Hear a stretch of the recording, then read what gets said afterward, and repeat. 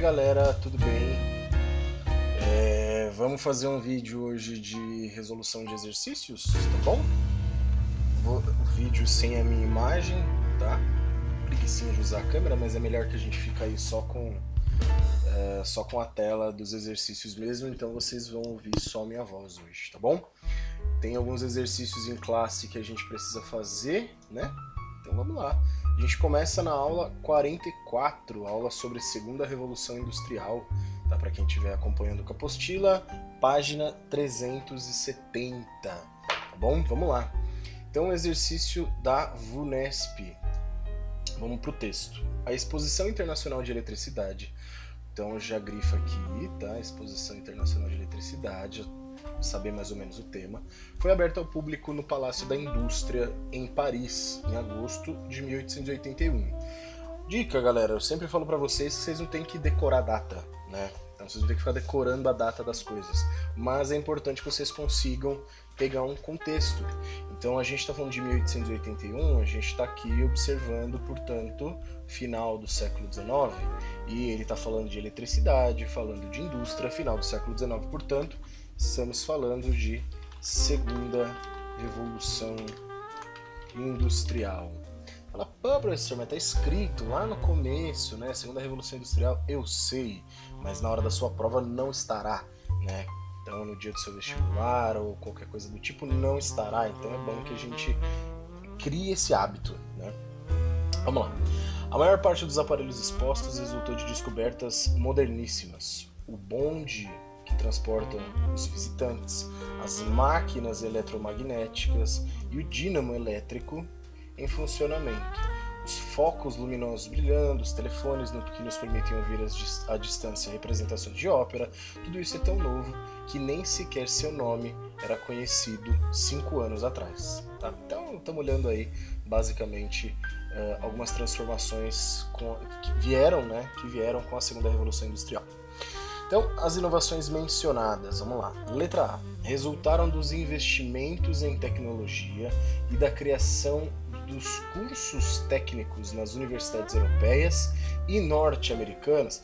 Na verdade, não tem necessariamente relação ainda, pelo menos, né, esse desenvolvimento, com a criação de cursos técnicos. A mão de obra ainda é pouco especializada, né? A gente está falando muito mais de uma dependência de máquinas do que necessariamente da mão de obra, né? A gente até viu um trechinho do filme Tempos Modernos em como o trabalho ele é mecânico, né? Então não há necessidade de especialização, tá?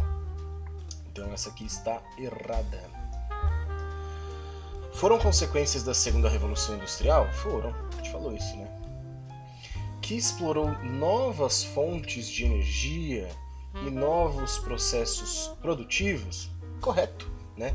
E aí quando a gente fala de novas fontes de energia, a gente pode pensar, por exemplo, na questão da eletricidade, que é citada no texto, né? Do petróleo, que não é citado no texto, mas pelo menos não diretamente, mas também é parte disso, né? Novos processos produtivos, a gente pode falar, por exemplo, do Fordismo, né? Pode falar do Fordismo, tá? Então são características, portanto, correta a letra B. Isso, letra B, de Beelzebub. Opa, acho que ficou muito grosso. Deixa eu arrumar aqui. Era assim, então. B de bolona. C. Ficaram restritas as camadas privilegiadas da sociedade sem alterar o cotidiano da maioria dos habitantes da Europa? De maneira nenhuma, né? Por mais que as coisas boas da Segunda Revolução Industrial tenham sido colhidas de fato pela elite, isso altera a vida de todo mundo, né? Não importa se você seja pobre, classe média, rico, enfim, todo mundo é afetado pela Revolução Industrial. Letra D. Possibilitaram a autossuficiência dos países capitalistas mais ricos e trouxeram dificuldade para os países exportadores de produtos primários? De maneira nenhuma, né? Tanto que quando a gente fala de imperialismo, ele acontece justamente porque os países capitalistas não são autossuficientes em relação às matérias-primas, né? Então tá errado. Letra E. Determinaram a expansão dos regimes democráticos pelo mundo e iniciaram a difusão dos conhecimentos científicos em diferentes sociedades. Olha, é só você olhar de novo o exemplo do imperialismo, né? Que nem de longe ele estava espalhando democracia, estava construindo regimes impositivos que seriam baseados no autoritarismo. Se falava muito em liberalismo na Europa, nos Estados Unidos, etc., esse mesmo liberalismo não era aplicado pelos liberais, né? Por esses liberais do mundo branco europeu, na África e na Ásia, tá? Então ficamos com a alternativa B. Vamos lá. Passemos agora para aula 45, agora diretamente falando do imperialismo, né? Então, questão de número 1, página 372, tá?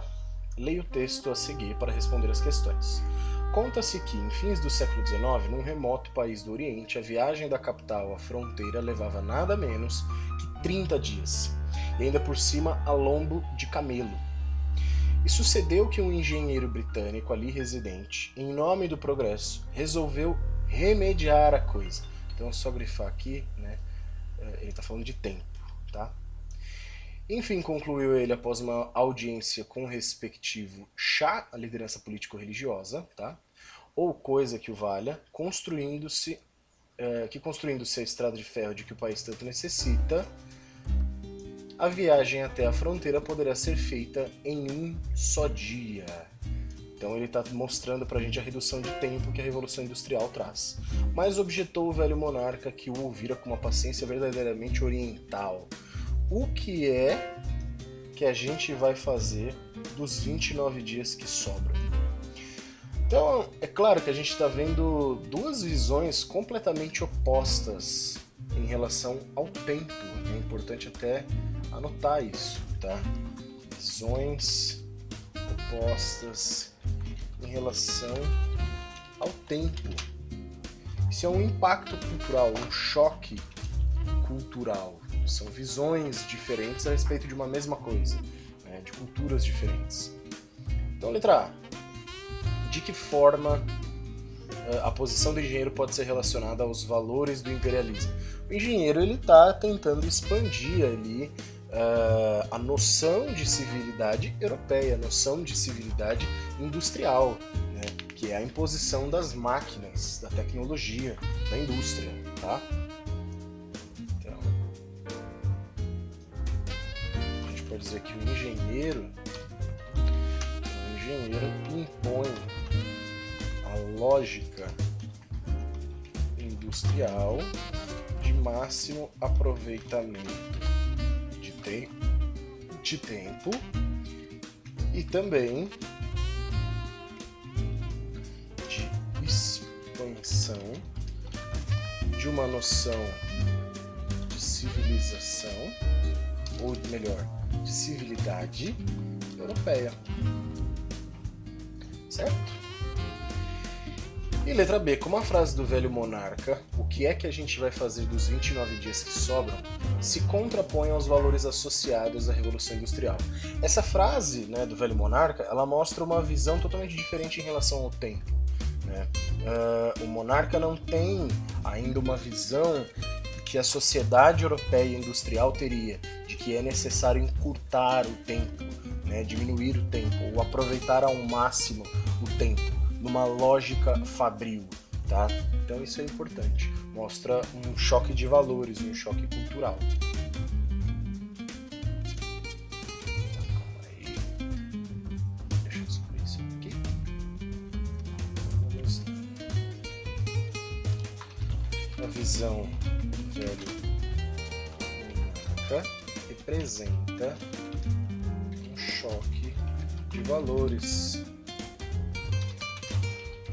pois ele não vive e não compactua de uma sociedade industrial que valoriza a redução do tempo de forma fabril.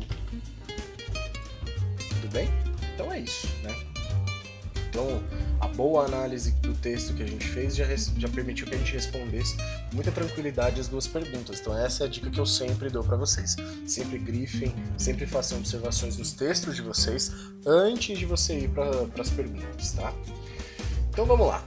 Aqui a gente tem um trechinho, né, das aventuras de Tintin na África que vocês leram. A gente fez um trabalho a respeito disso, uma discussão, na verdade, a respeito disso, né? E aí tem um trechinho aqui, né? Ah, se todos os brancos fossem como Tintin. Encontrei a máquina do Tintin. Se ele não voltar, pode ficar com ela de recordação. Se você não estudar bastante, jamais será como Tintin. Aposto que nunca mais encontrarei uma pessoa como Tintin. Então o Tintin aqui, né, nesse trecho, ele está sendo representado basicamente, né, como o ideal de homem branco, civilizador, né, detentor do progresso, ó, a câmera fotográfica, o que estudou, até os cachorros, ó, reparem aqui no cantinho, né, até os cachorros estão lembrando do Milu, que é um cachorro europeu, né? Então até o cachorro europeu é melhor do que o cachorro africano, tá?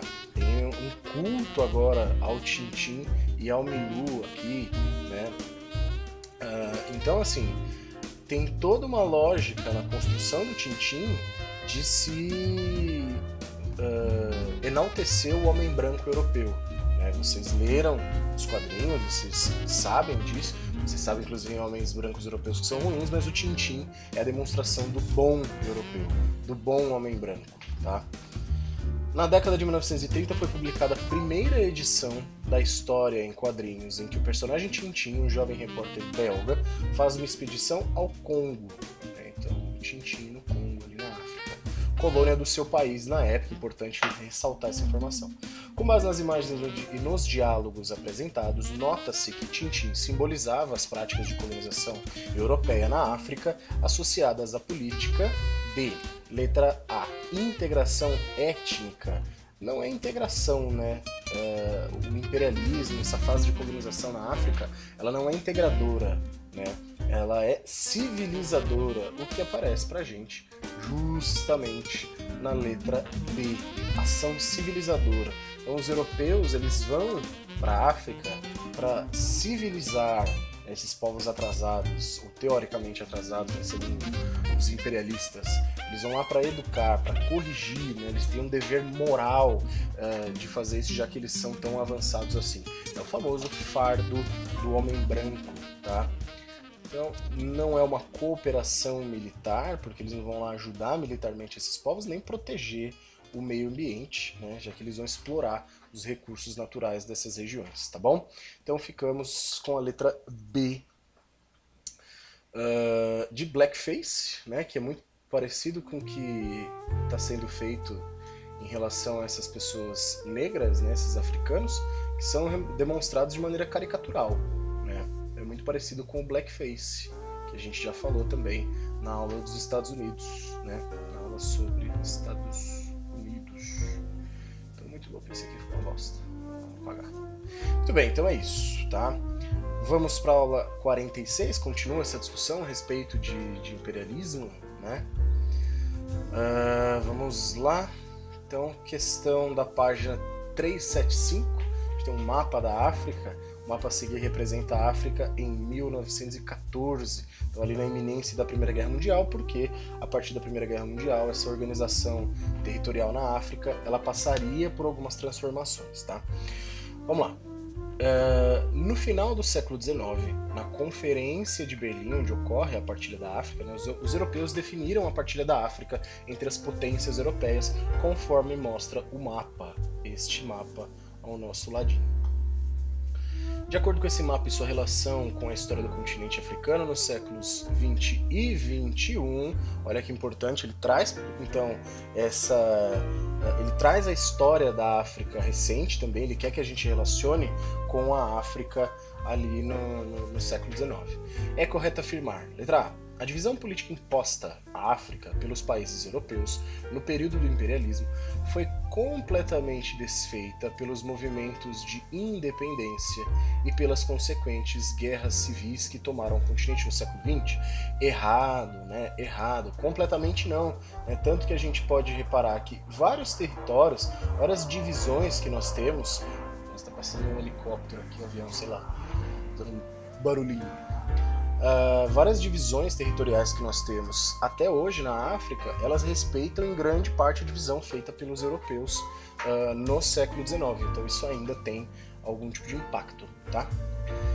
Letra B. As constantes guerras civis e conflitos por fronteiras na África contemporânea são consequência da manutenção de descendentes de europeus nos mais altos cargos políticos dos países africanos? Também não, né? Os europeus, os descendentes de europeus não estão necessariamente ainda nos cargos mais altos da política dos países africanos. A gente já tem lideranças africanas, né? Isso não significa que esses países não tenham problemas, mas invalida a alternativa, tá? Letra C. A organizada colonização inglesa e holandesa possibilitou que a África do Sul se desenvolvesse. Como resultado dessa colonização, hoje o país tem baixíssimos índices de violência e de pobreza. Também errada, né? A África é um país com índices de violência e pobreza elevados, então não tem relação com o que a questão está propondo pra gente. Sobrou só a letra D, você não precisa nem ler, é só marcar D, certo? É, quase certo. Pra gente aqui não, mas na hora da sua prova pode funcionar. Mas na dúvida, lê, né? Na dúvida, leia a alternativa. As fronteiras políticas impostas pela dominação europeia desconsideraram a divisão étnica da África. Mostrei inclusive um mapa, dois mapas, né, fazendo a comparação com vocês. O que levou no período pós-independência ao acirramento dos ânimos e, em últimas consequências, a conflitos de diversas ordens. Corretíssimo, né? A gente tem vários conflitos étnicos na África no período de descolonização, justamente porque você agrupa, né, grupos rivais, tribos, etnias rivais num mesmo país e espera que eles convivam muito bem. Enfim, isso não deu certo. A gente tem vários casos, tem o caso da Nigéria, teve guerra civil, a gente tem o caso de Ruanda, também teve guerra civil, a gente tem inclusive o filme Hotel Ruanda, né? Então são casos aí que exemplificam o que a alternativa D está falando pra gente, tá bom?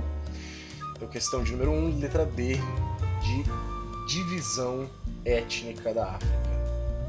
Número 2, página 376.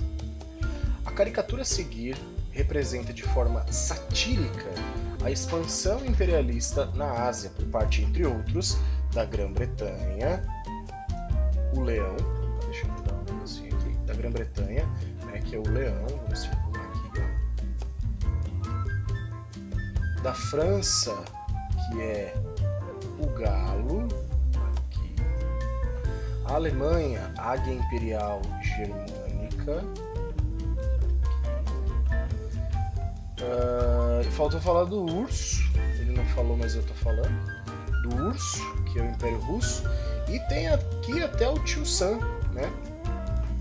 São os Estados Unidos. Vamos colocar do ladinho para ficar melhor. Então aqui a gente tem os Estados Unidos. Aqui a Rússia. Então todo mundo interessado em um pedacinho da China. A Alemanha. Aqui. França.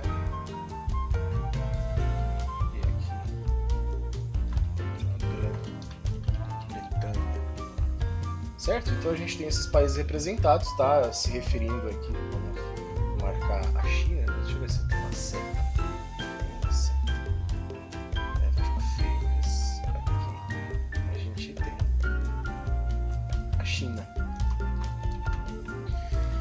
Então a gente tem os países representados e os países estão tentando pegar algum pedaço da China, né? E até os Estados Unidos, por mais que ele não fosse, não tivesse necessariamente um pedaço da China, né, não tivesse ocupado um pedaço da China, havia interesse dos Estados Unidos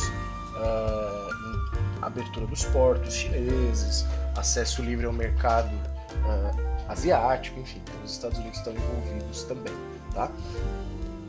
Com base em seus conhecimentos e a partir da imagem, é possível afirmar que ela se refere, letra A, a disputa pela China, deixa eu só pegar o grifo aqui de novo, a disputa pela China que foi fragmentada em meio à expansão imperialista. Será que a China foi fragmentada? Vamos lá. A divisão de parte da China em áreas de influência europeia. Áreas de influência parece melhor do que fragmentada. Depois a gente vai discutir isso daí. Letra C. A revolta dos Boxers sufocada de modo a garantir o início da abertura dos portos chineses. Garantir o início não, a revolta dos Boxers ela é no final do século, né? O início da abertura dos portos chineses vem com a Guerra do Ópio, tá? É meio sacana, né? Difícil você lembrar exatamente disso, mas infelizmente o que invalida a alternativa é isso. Letra D. A perda de autonomia política chinesa após a Guerra do Ópio. Ela não perde necessariamente a autonomia, né? Política, pelo menos, não, tá? Política, não. Então o erro está aqui no política. A perda de Hong Kong em função do massacre dos Boxers. De novo, o erro está aqui, não é nos Boxers. Hong Kong é perdida pela China para os ingleses na Guerra do Ópio, tá? Agora vamos lá. Na letra A, ele fala que a China foi fragmentada em meio à expansão imperialista. Quando ele usa a expressão fragmentada, ele dá a entender que a China foi dividida territorialmente, o que não aconteceu. O que houve, na verdade, foi uma divisão em áreas de influência, tá? São áreas de influência, porque a China, ela continuava, vamos até circular aqui, a China continuava tendo autonomia política. Qual a grande questão? A China agora tem zonas de influência para cada país, que são exploradas comercialmente, mas politicamente a China ainda era um país independente. Tá? Eu sei que você vai falar, pô, mas ela está sendo explorada, etc., mas isso invalida a alternativa A. Tá? Ela não foi fragmentada, o território não foi dividido politicamente. Tá? O que há é uma divisão por zonas de influência para exploração comercial, por isso que a gente fica com a letra B de Brahma, que ao contrário do que você pensou, não é a cerveja que eu tô falando da divindade hindu. Você que tem a mente poluída. Vamos lá. E agora, exercício da aula 47, para fechar esse nosso vídeo de resolução de exercícios, né? Observe atentamente o mapa a seguir que representa a América do Norte e a América Central no formato do Tio Sam, um dos símbolos, nacionais dos Estados Unidos. Então, a gente tem os Estados Unidos aqui representado junto com o México e a América Central, de fato formando a cabeça do Tio Sam, né? Tem até o contorno, caso você não percebesse esse tipo de coisa, e parece uma grande boca engolindo a ilha de Cuba, né, ó. Para na ilha de Cuba aqui, tá? Então, se a gente tivesse que fazer uma descrição da imagem, né, a imagem mostra, apesar do enunciado já ter feito parte da descrição, né, a imagem mostra de fato os Estados Unidos representados como a cabeça do Tio Sam e dominando ali a América Central, ou o Golfo do México, e aparentemente está em direção à ilha de Cuba, como se a ilha de Cuba fosse um peixinho, está indo devorar essa ilha, né? Então vamos escrever aqui. Então, na imagem, os Estados Unidos são representados como o Tio Sam, dominando o Golfo do México e, aparentemente, tentando devorar a ilha de Cuba. Lembrando que é importante notar, né? Essa gravura é de 1895, tá? É um contexto ali em que os Estados Unidos estavam entrando em conflito com os espanhóis pela independência de Cuba.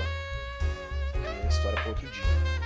Considerando o contexto do imperialismo estadunidense no século XIX, interprete os elementos centrais da charge. A gente já conversou sobre isso, né? A gente falou a respeito do Big Stick Policy, a política do Big Stick, a política do porrete, né, em que os Estados Unidos, ele, de fato, empreendeu uma política imperialista ali na região do Caribe, do Golfo do México, né, se colocando como dominador de alguns países, tá? Então, impondo os seus interesses políticos na região. Opa!